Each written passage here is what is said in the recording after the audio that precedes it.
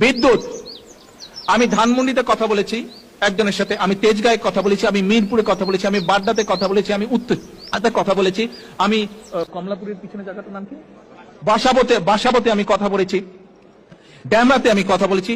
যতগুলো জায়গায় কথা বলেছি প্রত্যেকটি জায়গা থেকে আমি শুনেছি প্রতিদিন লোডশেডিং হয়, প্রতিদিন 1.5-2 ঘন্টা করে কারেন্ট থাকে না।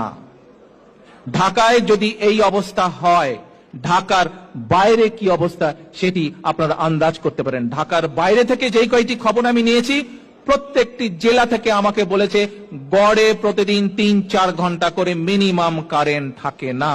আসেন, এই প্রতারক সরকার, এই সরকার, এই অবৈধ সরকার শুধু অবৈধই নয়, এই অবৈধ সরকার শুধু আন্তর্জাতিকভাবে স্বীকৃত স্বৈরাচার সরকারই নয়, এই আন্তর্জাতিকভাবে স্বীকৃত সরকার শুধু আন্তর্জাতিকভাবে স্বীকৃত স্বৈরাচারী নয়, এরা আন্তর্জাতিক স্বীকৃত দুর্নীতিবাজ সরকারও। এবং সমগ্র দেশবাসীর সামনে, সমগ্র দেশবাসীর দৃষ্টিতে এরা একটি প্রতারক সরকার।